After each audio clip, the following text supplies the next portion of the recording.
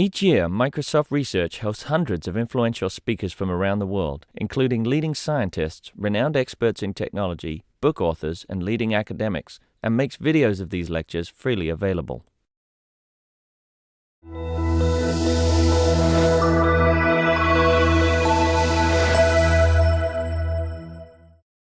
Thank you for coming.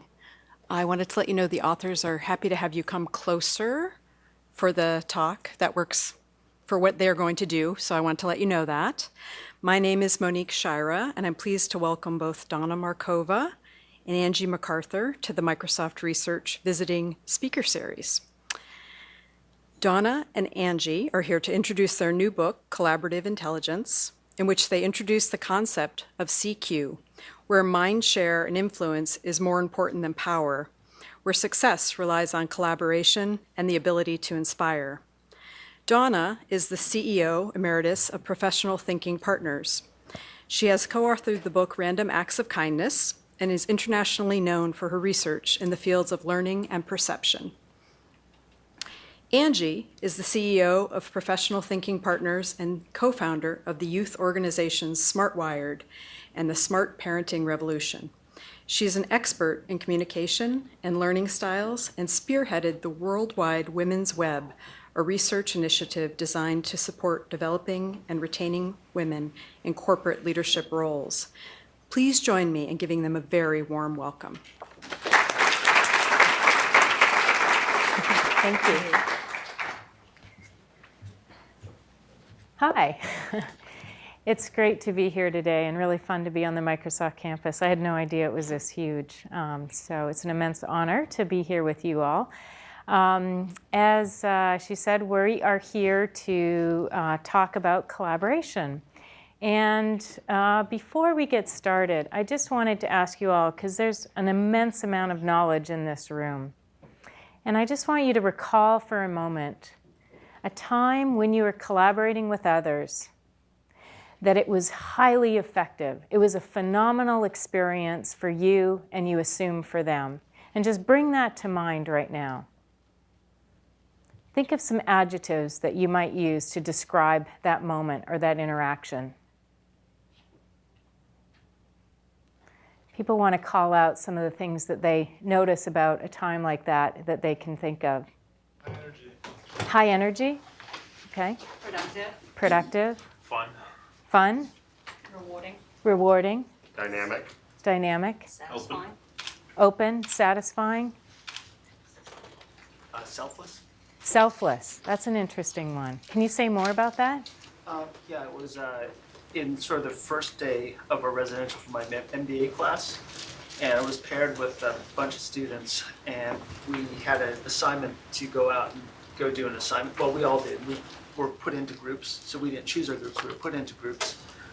And the first thing we did was to figure out who we were and figure out how we wanted to work. And one of the things we realized was that we had a really wide divergence of skills.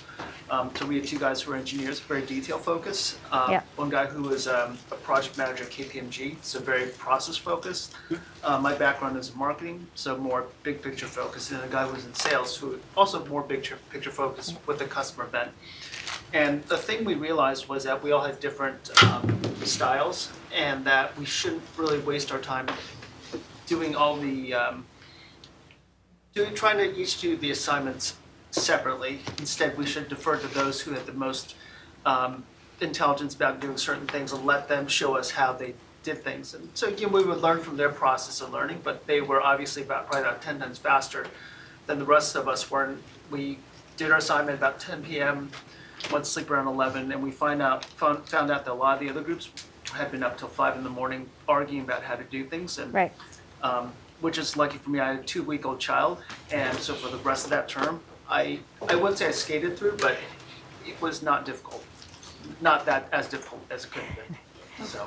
I feel like I placed you in the audience to say the answer you did, because so much of what you just spoke to is what we go into in the book, and that's a phenomenal answer, so thank you, and I'm glad that you had that one experience.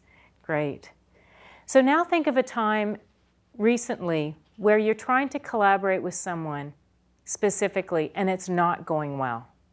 Bring that person to mind. And think of some of the conditions that you think are getting in the way of collaborating well with this specific person. And you don't need to name them. They may be in the room.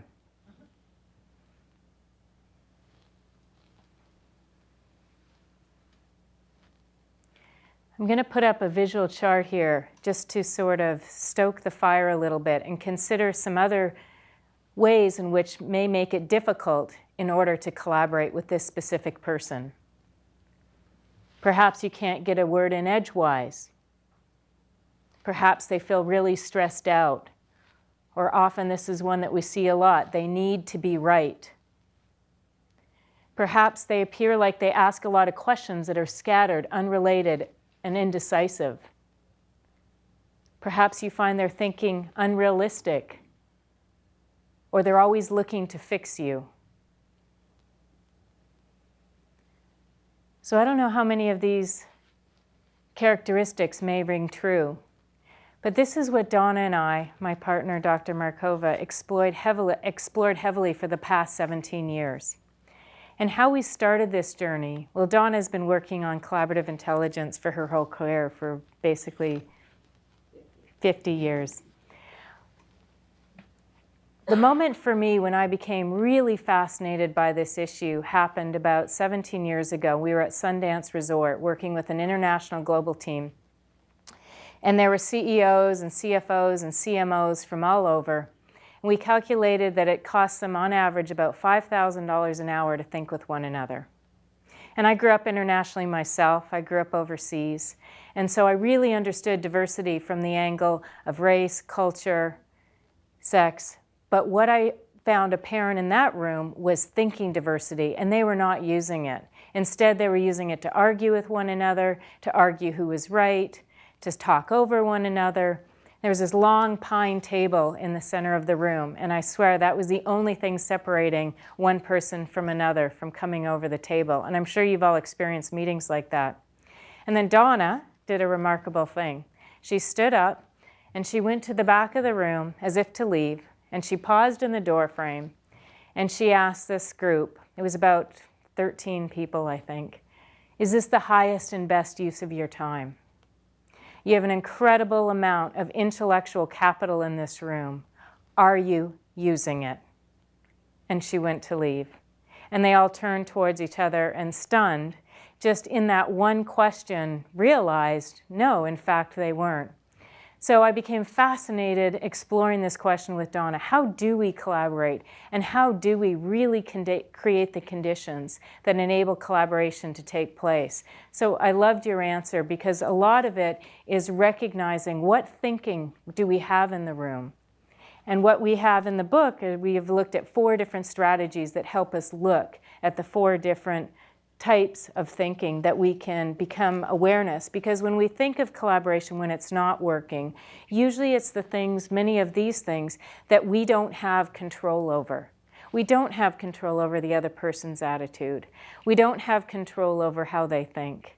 But the more with which we can understand the thinking diversity or the different gifts and talents that people are bringing into the room, the wider bandwidth we have.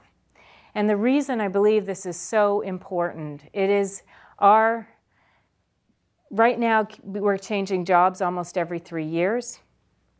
And the challenges that we all face are so complex that unless we really understand how to harness the thinking diversity in the room, we're just not going to be able to solve the issues that we have to solve.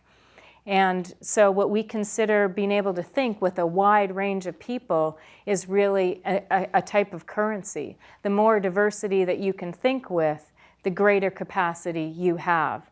And I've just spent the last 5 nights with almost 100 millennials at each of these events that we've been hosting for each night. And they are so hungry to learn this because they realize that they may never meet that business partner that they're working with because they're in Afghanistan or they're in India. And so to really understand what type of thinking you need and what type of thinking others bring to the table is really a new critical currency. The reason this is so important right now is that we were trained Oh, I just wanted to show you this one cartoon by Mark O'Hare. He's great, and he actually gave us permission to use this in a book. Unfortunately, most people are not like dogs, and we don't love them enough to appreciate their thinking when it shows up differently in the room. But this cartoon sort of speaks to it all. Most of us were trained, and then this is our definition of how we define collaborative intelligence. After exploring this issue deeply for the last 2.5 years writing this book, Donna and I came up with the definition of collaborative intelligence is the measure of our ability to think with others on behalf of what matters to us all. And to access that intelligence, we must learn to dignify one another's differences in how we think and use them to face complex challenges. So why this is so important now is because we've all been trained and educated for what we call a market share economy. This is where things have value, where we're all trying to be the smartest person in the room because that means we're going to get promoted. And what we're shifting to is this Mindshare economy. This is where value is based on ideas. In a market share economy, if I have one thing and I give it to Donna, then she has 2 things and I've lost that one thing. And that creates a whole mental set around that. In a Mindshare economy, if I have one idea and Donna has one idea and we collaborate, then we actually both walk away with 2 new ideas. A financial model that exemplifies this is Airbnb. Currently, they are outselling every other major hotel chain per night per hotel room. Yet they do not own one hotel room.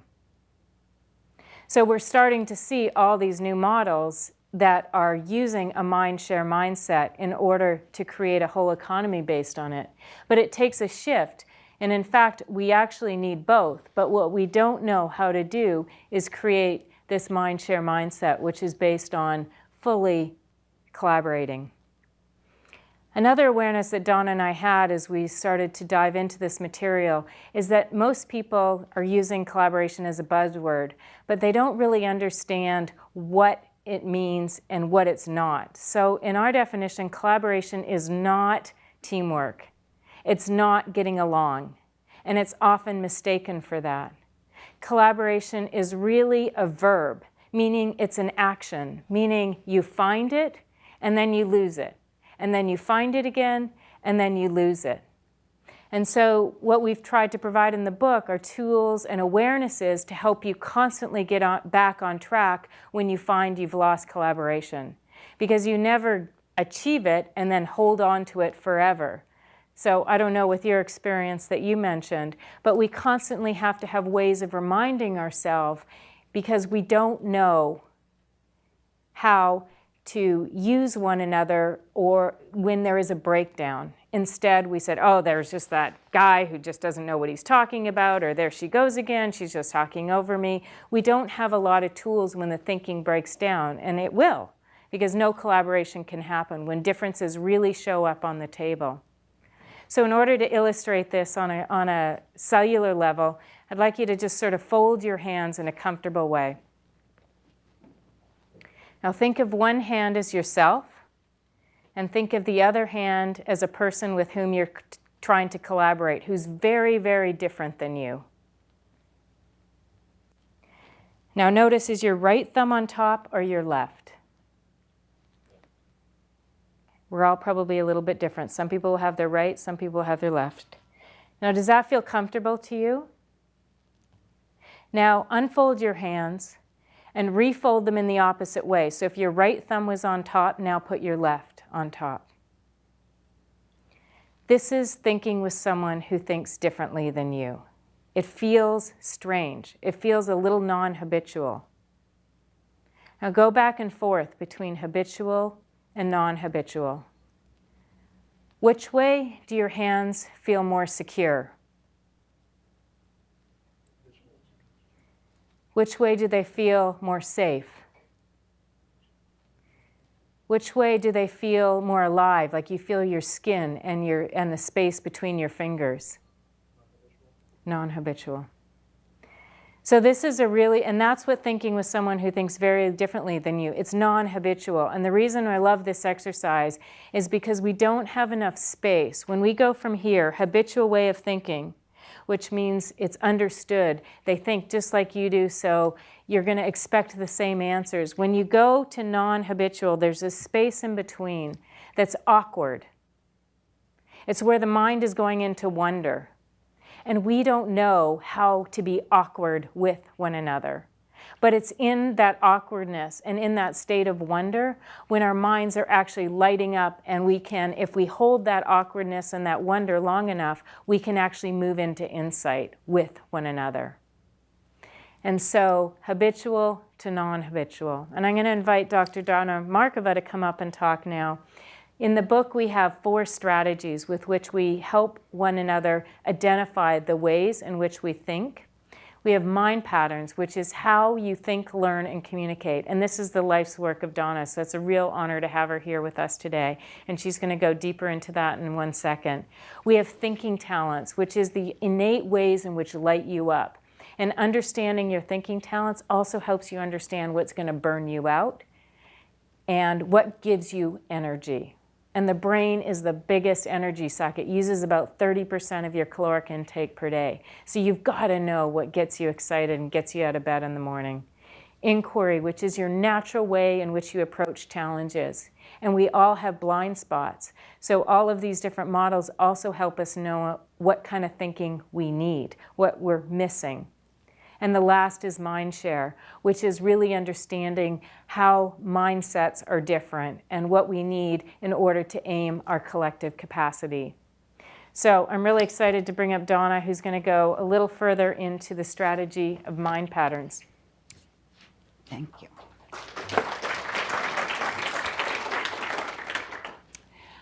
I'm going to make you a little uncomfortable now, some of you. Where I live, which is in Hawaii, there is a word called ohana, and ohana is your community. It could also be your family is your ohana. It could also be a little cottage on the property where your house is. When you die, you want to have your ohana around you, because one person, or hopefully they all, will lean forward, and the last exhale you take, they will inhale, and they carry around your ha. Your ha is your life force. And so ohana means those who will carry your life force. And it's such a beautiful concept of connection.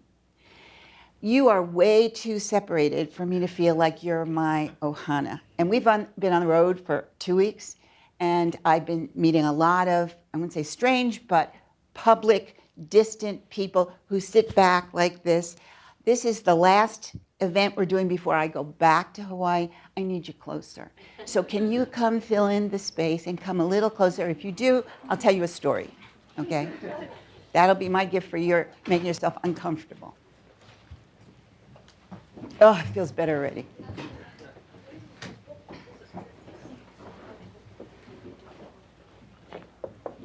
That feels so much better. Thank you, thank you.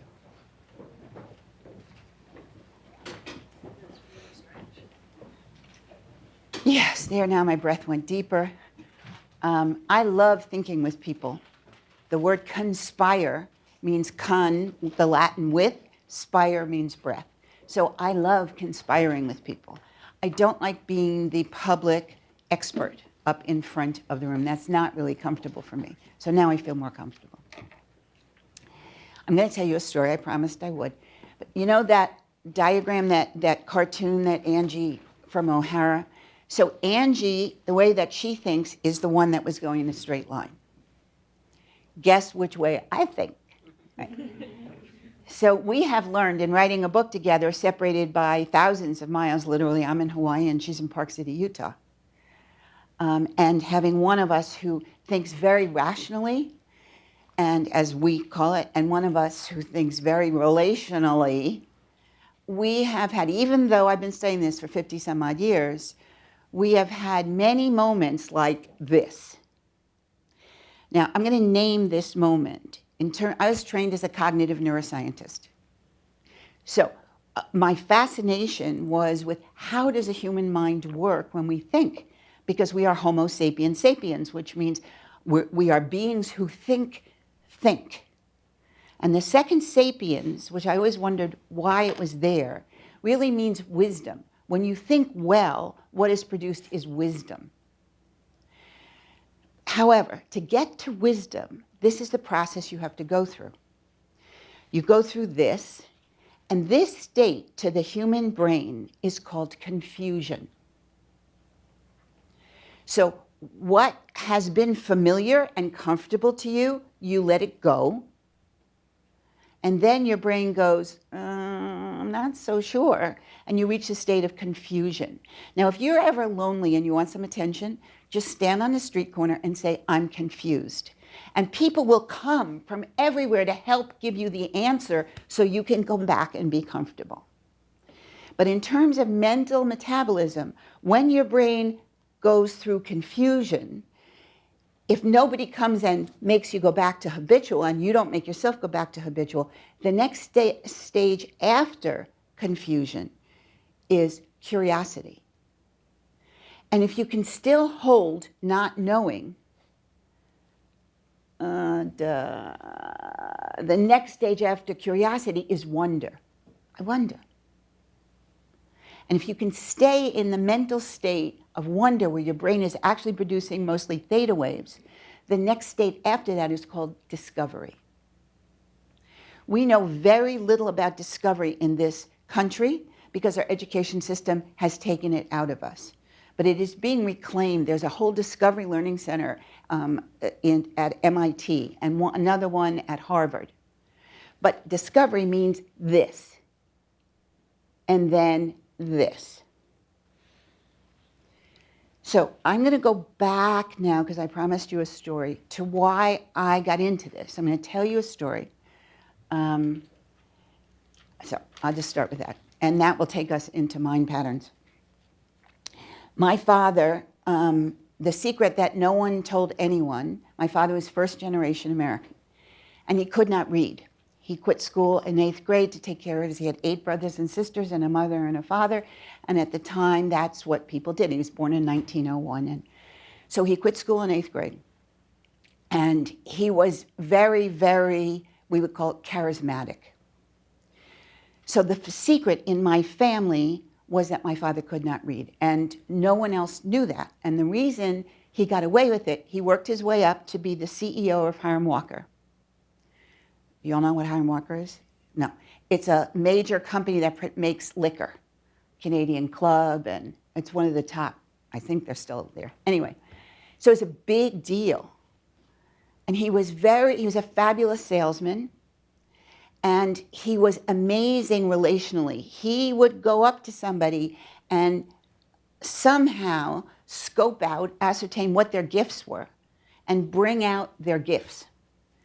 But you could ask, how does somebody get to be CEO of this huge company if they can't read? Well, he had a daughter, a younger daughter. And every day after school, from the time I was tiny, and I think I was born reading, I don't know, I could always read. I would go into his office, close the door, and he had a big old reel-to-reel tape recorder.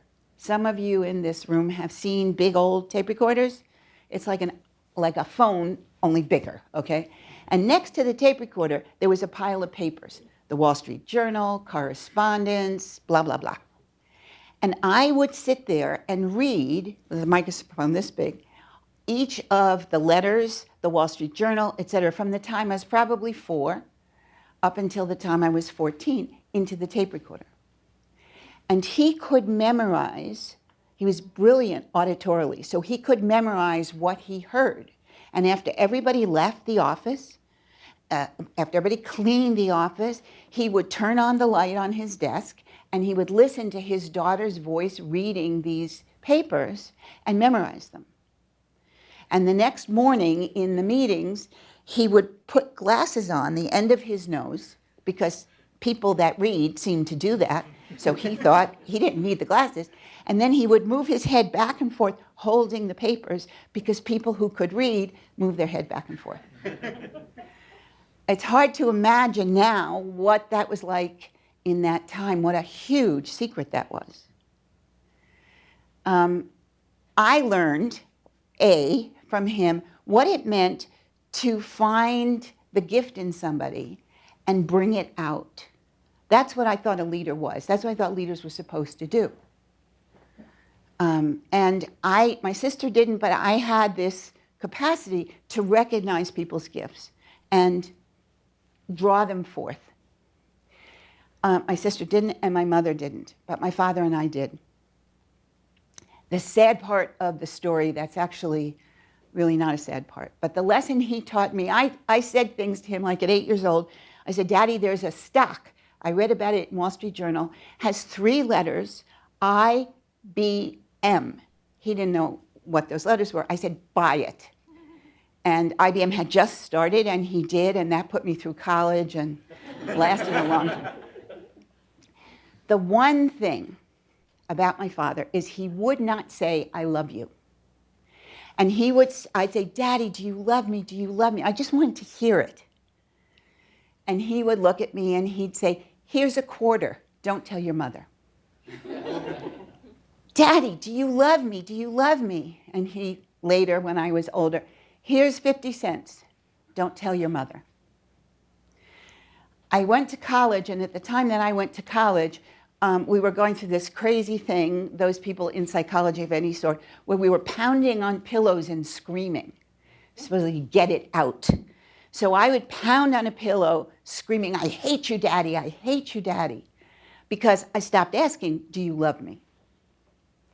So we'll go ahead decades. My father had Alzheimer's. He was living in Florida. He was trapped behind invisible walls. And they were walls he could not climb. His fierce blue eyes were watery, and he was lost in some space. So I went down to Florida to see him, and everything had changed by that time. And what I wanted was him to know that I loved him, because I was very aware it was the last time I was ever going to see him. And so I took his face, he has a little prickly beard, it wasn't in style then, it was just, he couldn't shave. And I held his face and said, Daddy, I love you, I love you. Nothing. So I realized, well, that's the best that I could do. And I put my purse on my shoulder, and I stood up, and then an idea came to me. And in that idea was the last lesson my father ever taught me, which is the basis of all this work. I took a $5 bill out of my wallet. I took his hand and put it like this. I put the $5 bill in his hand, and I said, I love you, Daddy. And he blinked, he looked straight at me and said, I love you too, sweetheart. That's the last thing he ever said to me. But I realized later it was not just the completion of our lives, because we had this, he used to beat me. He called it spanking me, because that's what fathers did. It was for my own good. It would toughen me up. He would look at me and say, you'd make such a great leader, because I had this capacity to recognize people's gifts and talents. Shame you're a girl. So he drilled that into me at least once a day, making it clear that I would never be a leader. So it was a very mixed mélange of a relationship. But the lesson that he taught me was that if I was going to work with people, I needed to be able to enter their model of the world. And to me, that is what collaboration means. I had to enter his model of the world, to remember to open his hand and put the $5 bill in there. So the way that I'd like to explain this to you, that's what my heart and guts say to you. I'll explain it from the neuroscientist viewpoint very quickly. It's in the book, and Ria understands it. The brain is neuroplastic, meaning your brain will grow until the day you die. That's the good news. That's an amazing news. What we're exploring now is what actually makes the brain grow. And we know there are some things like physical exercise, makes the brain grow. New experiences make the brain grow. That's why discovery is so important. But discovery is really tricky because we are, most of us, maybe not here, but in most places we go, most of us are paid, rewarded, promoted for seeming as if we know everything, not for going, duh, I don't know, let me discover this. That's not how you get promoted. You get promoted for appearing to know everything. That prevents your brain from growing. So this capacity of the brain, this is called a Hoberman sphere, and usually we use a big one, but this one is beautiful, and it was developed by a man named Chuck Hoberman. The capacity of your brain to open, bless you, this is another metaphor for it, is caused by shifting states of attention. Attention is this amazing thing that we pay no attention to. It's water to fish. Attention is what causes the brain to grow. So they've done lots of research where they expose someone to a great deal of music, and the part of the brain that processes auditory information grows. Where your attention goes, that's where your brain will grow. And attention, in fact, has 3 different states. It's like liquid. Attention is, you can't really chop a river up into places. But when you're really paying attention, like we're told, your brain is producing mostly beta waves. You're very organized. You're very here. You can talk in details. I'm going to pick on Donald Trump. This is Donald Trump when he's talking. Okay? Word to its word, beta, beta, beta. This state of mind, where your brain starts producing more alpha waves, is kind of an either or. It's like when food gets in your stomach and your brain's churning new information with what you already know. This is also where confusion happens. For Donald Trump, that's what triggers that for him is kinesthetic, moving. He's very different when he stands up and talks and when he sits down and talks. I should be using Bill Gates, but it doesn't matter. Donald Trump's more fun. So when your brain finally goes into this state of wonder and discovers, your brain's producing mostly theta waves. And there's big spaces between the waves. There's a thought, there's a space.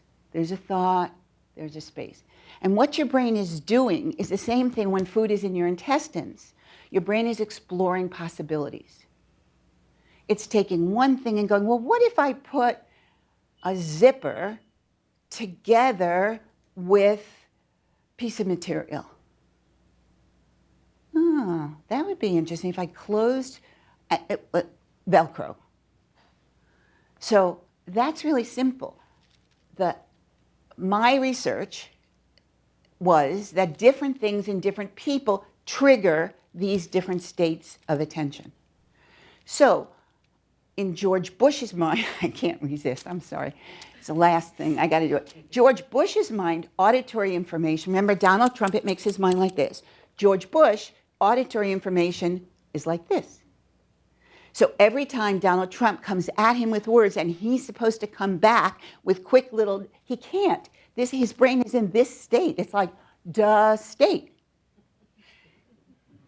So if they knew what you're all going to know when you finish reading our book, they'd do much better collaborating with each other, but of course that's not what they want to do.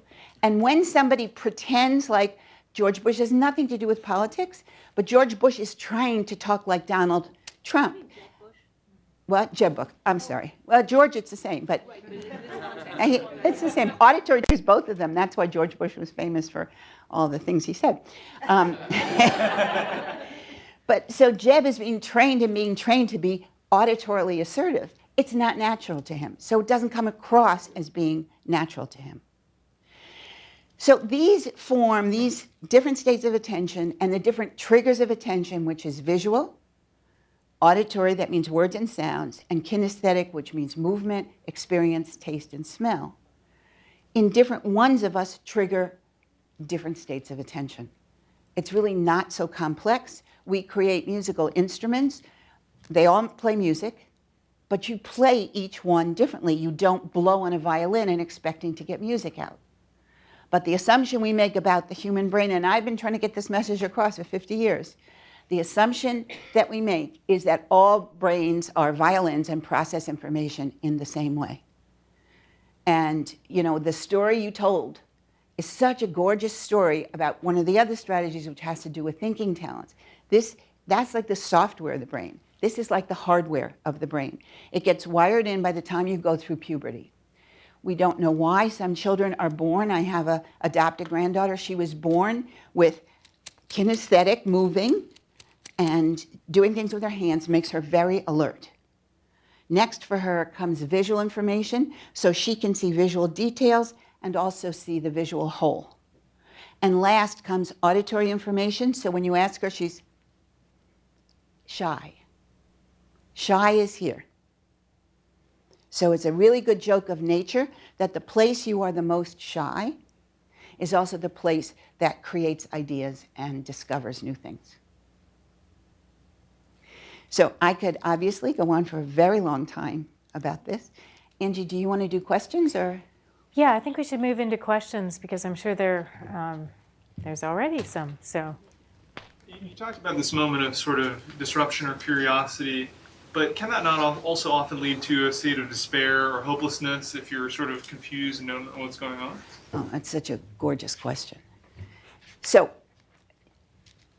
this is the natural state. It's a state of wonder.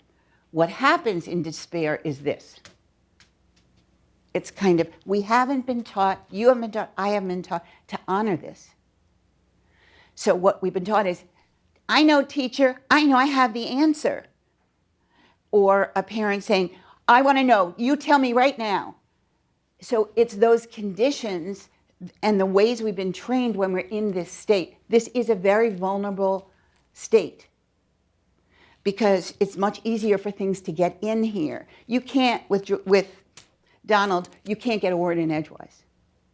But if you go up to him and make direct eye contact, you're in. And we all feel a little exposed because we don't have a way of defending ourselves here. So it's a really good question. And I hope that at least holds your question. It doesn't answer it, but I hope it holds your question. Yeah? the other thing that I would add to your question is one of the girls in this millennial group came up and she said, I'm just in a state of despair because I don't feel like I can find my life's path. Like she wanted to be able to find it tomorrow.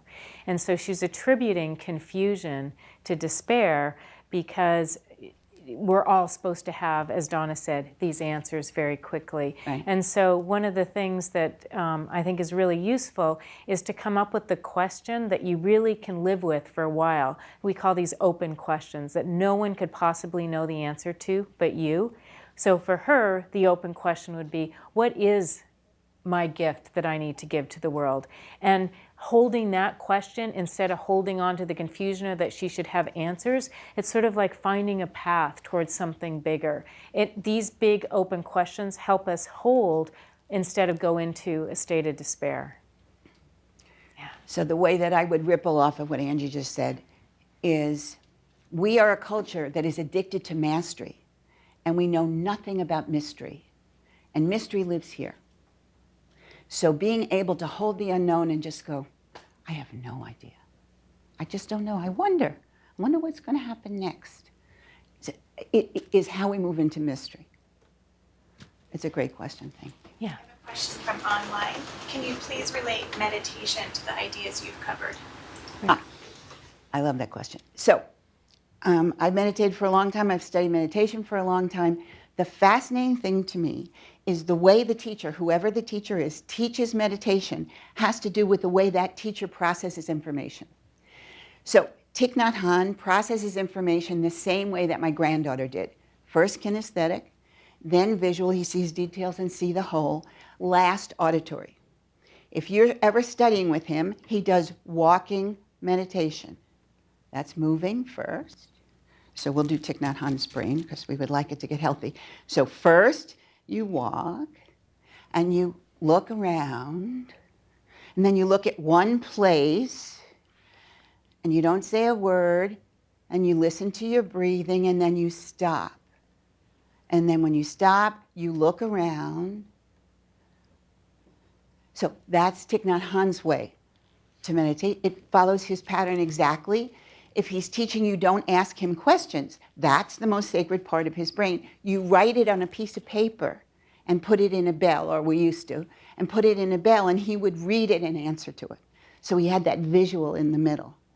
So every meditation teacher, every therapist follows and develops this whole process and way of teaching that follows their mind patterns because they assume that everybody else works the same way they do. So, Angie, you talked about people being, collaborating with people who are very different. You kept emphasizing every time you said very different. So, how does it compare? Is it easier to collaborate so it's very different or a little different? And you do it differently? Both, and awarenesses and how they show up for you. So, when collaborating well, I mean, it also depends on what you're trying to do. So, the end result. So to use your example of when you had a lot of people who were diverse, you described people from marketing, you described people who were very process-oriented.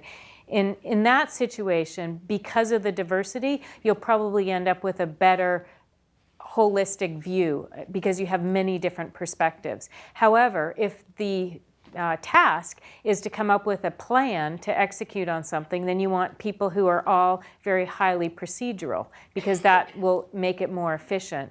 It's harder to hold the diversity, and there's different ways of recognizing diversity. And what makes it difficult is just our inability to recognize when someone's thinking is different than ours, and we attribute it to personality, or we attribute it to attitude, or things that, again, are out of our control. So, or they may remind us of a mother we didn't like, or a teacher we didn't like. And so when we get stuck with someone, we tend to leave, fight, flight, or freeze. Those are the three ways. And so that's where the holding the space and that's when moving into inquiry. For me, it's when I experience those moments where that it's not you're not collaborating, whatever the opposite is, and we haven't found the word that means the opposite of collaboration. Difficult. Yeah, when you start to see differences as difficult, is I start moving into asking a lot of different questions, especially questions that aren't natural to me, because they may be natural to the person that I'm trying to achieve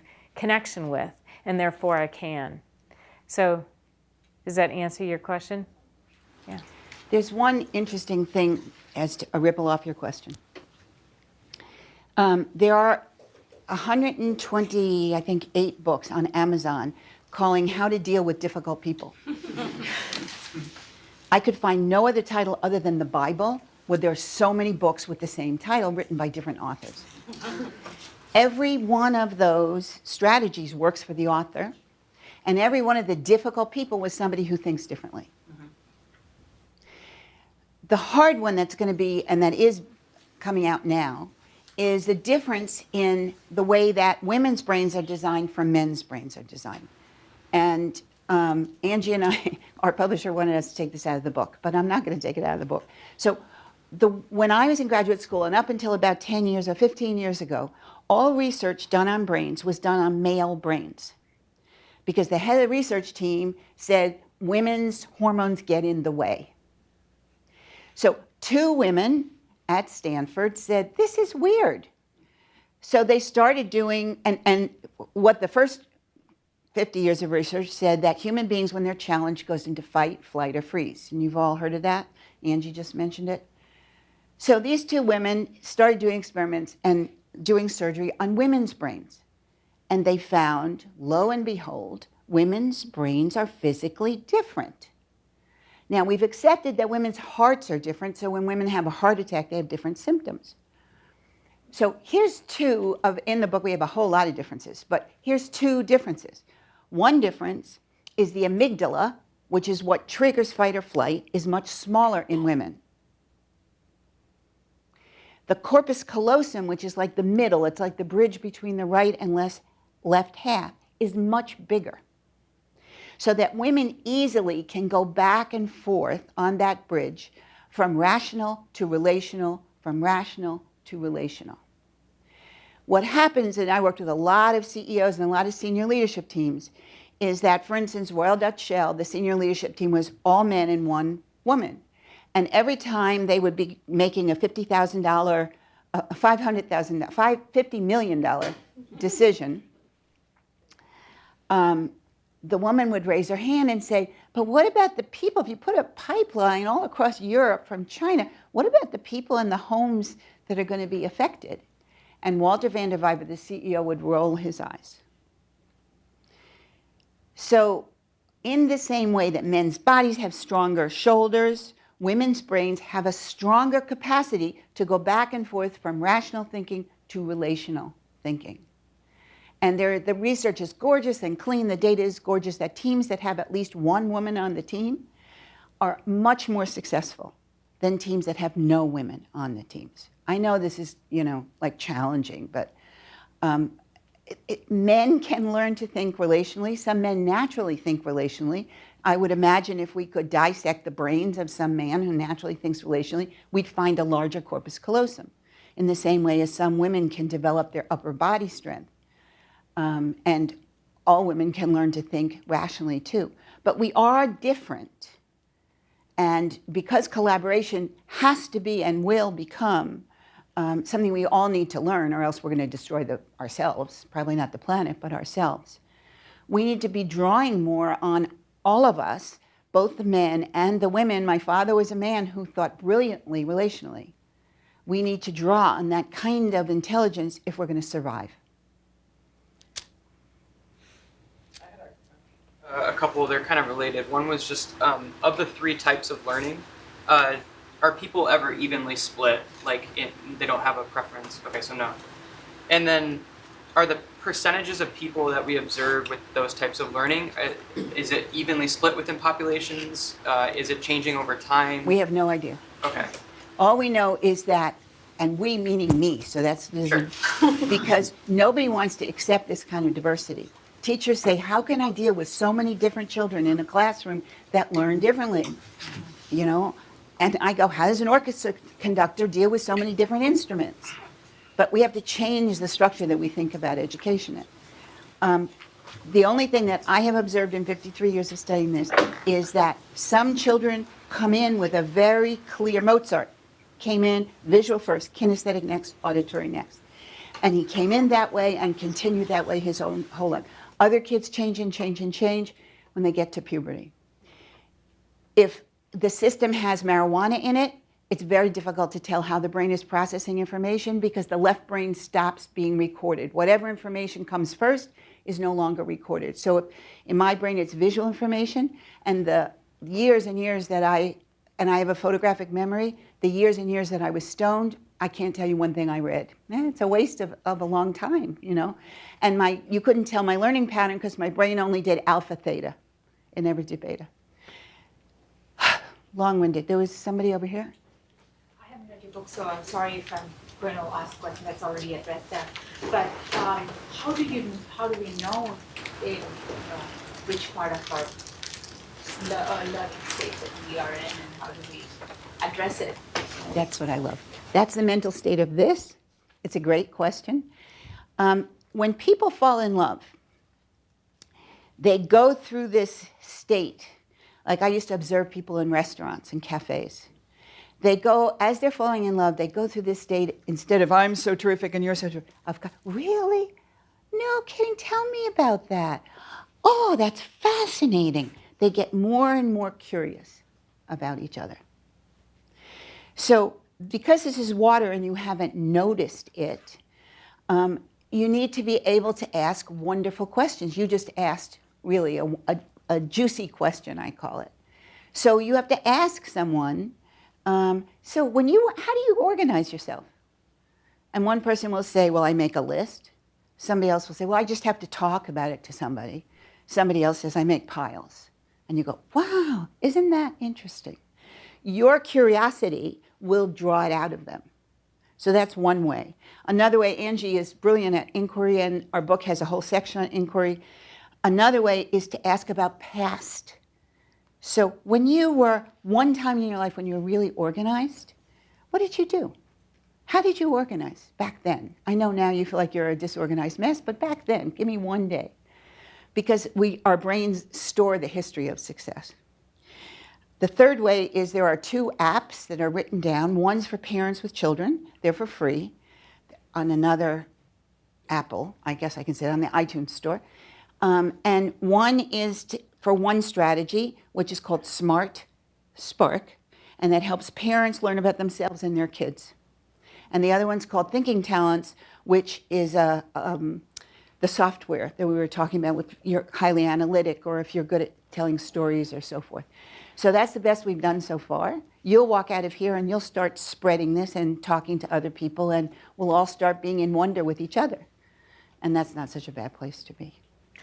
And I'll just add on to what Donna said, because I think, especially in meetings, what you start to notice is first more self-awareness with this for your own thinking. So when you find yourself slightly checking out or you're going into a wider state, if you're trying to generate ideas in meetings, that's good, because this is where insight happens. But if you're trying to come up with a very specific marketing plan, or you need this more focused, alert state of attention, you may start fidgeting.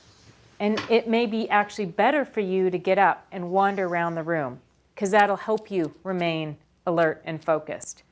For another person, actually writing or actually being up on a flip chart really helps them stay focused. But what happens is we meet around these long tables and we think talking back and forth, taking individual notes instead of one big collective visual, not allowing the space in order to move, that's the best way to pay attention. When in fact, the more diversity that we can have in any meeting room, and often best decisions are made on a walk and talk with someone, because you'll actually get them in a different state. And so there's specific things you start to notice about someone else, but the most important thing is just to shift the different state of attention or input if it's not working. So if you notice that you keep telling someone that and they're not doing or responding to you verbally, send them an email, send them a tag. I mean, these are very simple things, or ask them to go on a walk, because by shifting that one state of attention or that mode of communication, you are going to get a different result. I'm actually going to say that we need to finish up and have one last question, and I'm going to rudely be the person to ask it.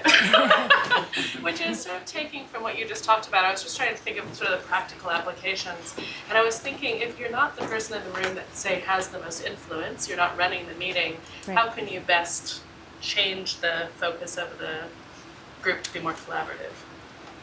Well, I'm really curious to see what Donna says, but I mean, for me, I think it's, we all have to start being more courageous, because when we interview people, talk to people all over the world, the number one complaint people have is the boring, unproductive, useless meetings, whether they're on the phone or live. And so even naming, okay, nothing personal against anyone here, but I don't think we're all using our full capacity. What do people need in order to think better? Just even inviting that question into the middle and start taking care of yourself. And it does require being brave and saying, it really helps me to think on my feet. We worked with Ted Turner. He doesn't have a desk in his office. He wanders around. In a hierarchical company, we may have thought he was, hyperactive. So we need to, start breaking some rules, be a little braver, because the essence of this is when you are using, and your mind, as Donna said, it's like water. We know it. We call it the flow state. When your mind is going from here to here to here, and you're having insights, and then you're really productive, you're in the flow state. And the more that we each understand what creates that for ourselves, and then mimic those conditions as often as possible, we're going to be the guy or the gal at the top anyway. But it does require sort of bringing this awareness to others. And so, as I said, the millennials that I just work with, this is how they want to walk. Every coffee shop is now full of people interacting, working with one another in different ways. So they are anxious, they're dying, what did they call it? Death by cubicle. I mean, all these different, ways. And so. The thing I want to add about that is I worked one time with the CEO of Chrysler and his senior leadership team, and we were talking about this information, and during the break, and only during the break, this woman came up to me and said, what you said about kinesthetic and some people need to move, she said, that's me. I can't pay attention unless I'm moving. I said, great, but how come this whole meeting you've sat in the chair? And she said, well, everybody else did. I just couldn't get out of the chair. Even knowing I need to do it, I just couldn't get out of the chair. We have been taught to think about ourselves in terms of you got 12 wrong on the spelling test, not you got 8 right. So we, as a culture, have very little compassion for our own differences. And when your system goes, I need to move, I can't move, the boss is in the room, nobody's moving, then you keep pushing it down, and we call that despair. We call that depression, because we are literally pressing down our needs to be productive, to be engaged, to connect. 85% of your brain, 86, 87, nobody knows exactly, is devoted to connecting with other people.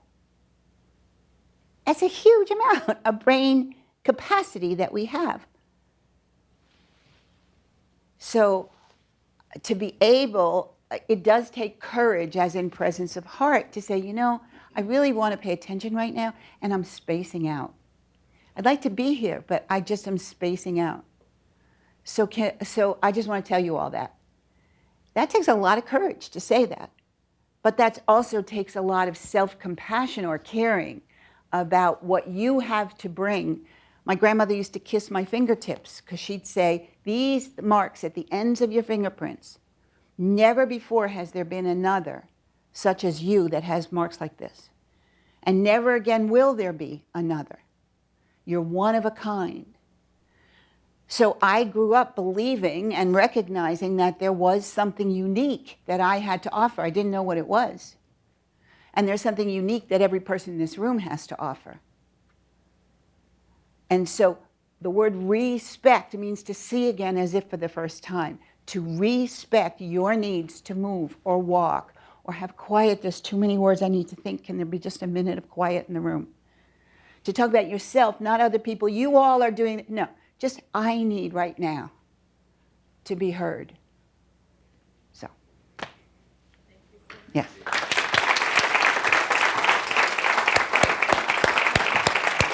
You're a wonderful Ohana. Thank you very much.